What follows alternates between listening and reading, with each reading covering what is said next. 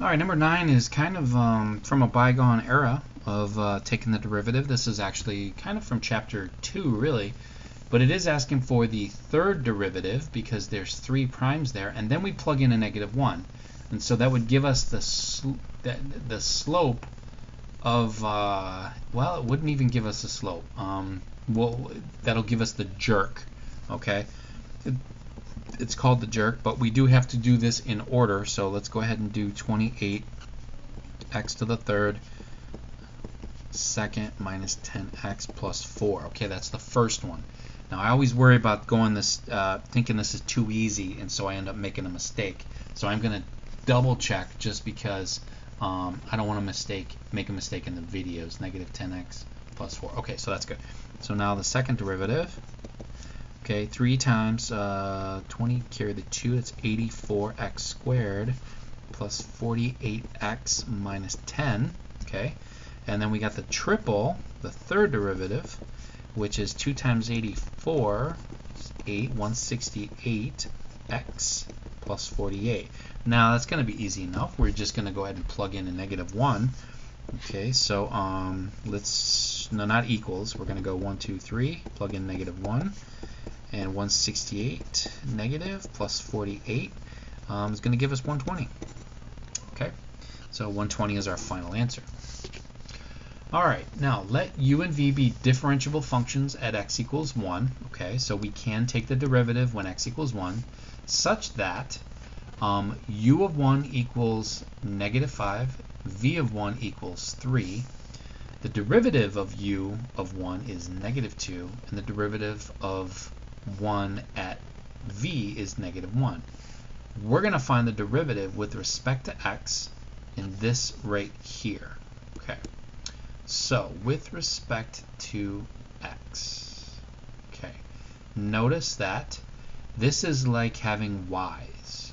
Okay, so each time we take the derivative of this guy, we're going to have either a du dx pop out or a dv dx pop out. Okay, like every time.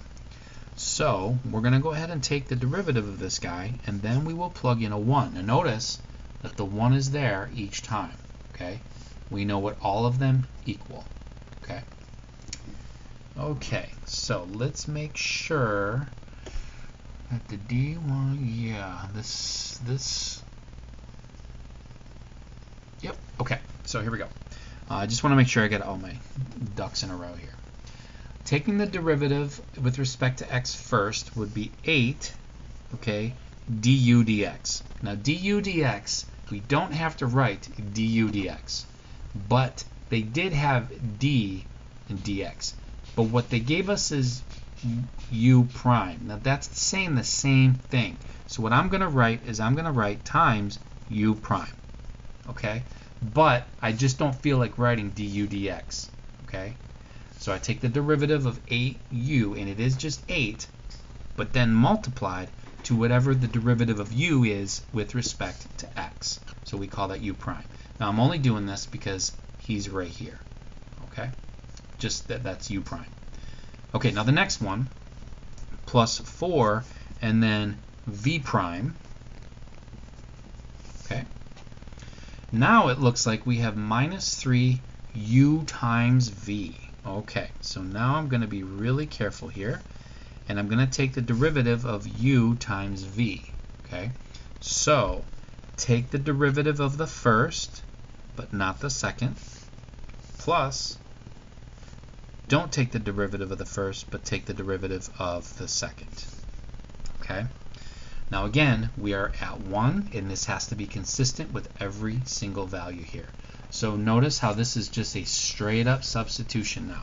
Okay, we're going to go 8 times -2, okay, because that's u prime, plus 4 times v prime, which is -1, minus 3 times u prime is -2,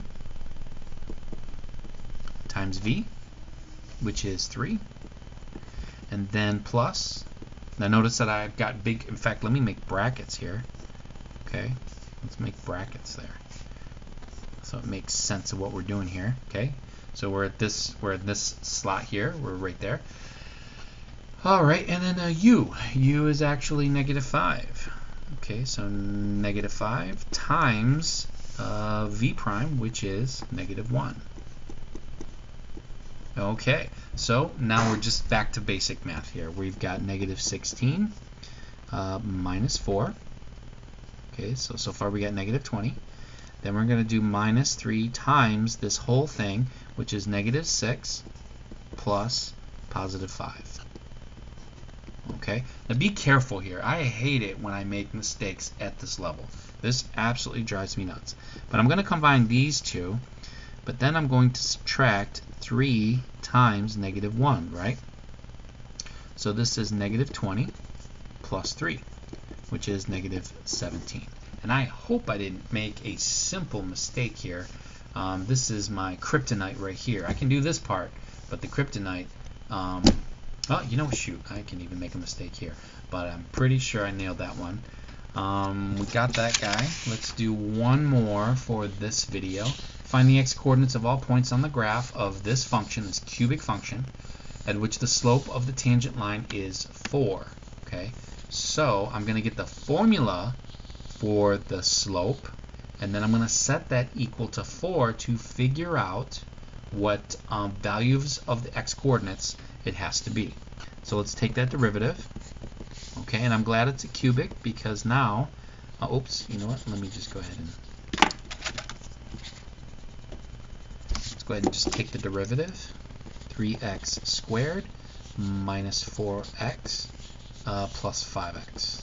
Oh, plus 5. Okay. All right. So, where does this guy equal 4? Okay, so this is the slope formula right there. So 4 equals this. Let's figure out what x has to be. Now, in order to solve a quadratic, though, what we're going to do is, to know where it equals 4, we're going to actually dial this guy equal to 0. Okay, this is how we solve quadratics. So that's why your ability to solve a quadratic allows you to solve for any number, not just 0. But if we set it equal to 4, we use our algebra methods to actually figure out what that needs to, what that value of x needs to be. Okay. All right. So how do we solve this guy? This guy is the AC method, where you've got factors of 3 that add up to -4, and I hope we all see that that's a -3 and a -1. Okay. And so let's see. That is -3 divided by 3 divided by 3. That gives us x minus 1 times x minus 1/3 equals 0. Okay, so we divided by the a there. So don't forget how to solve quadratics. Okay, it will save your life. So 1 and 1/3 is where this slope is going to be 4 on this cubic equation. Okay, so so yeah, that's it. That's our final answer. All right, so now we're going to find the equation. No, let's do one more. We got a minute and a half here. Find the equation of the tangent line to the graph of this guy. Okay, so that is sine 2x, and we're actually going to do it at the point pi 0. So we'll plug in a pi here to get the slope, but then we're going to use pi, this as x1 and that is y1 for our tangent line. Okay, so remember our formula for the tangent line looks like this. Okay, x. Okay, then plus y1. Okay, so this is our point slope form. Okay, and we just leave it like this. That's just fine. So we need to find m. So to do that, we need the slope. So let's take the slope of this guy, which is cosine 2x times 2, which equals 2 cosine 2x. Okay, and I'm going to plug in a pi right now because I need the derivative at pi. Okay, and then what is, let's plug in a pi for x, and what is the cosine of 2 pi? And it's 1.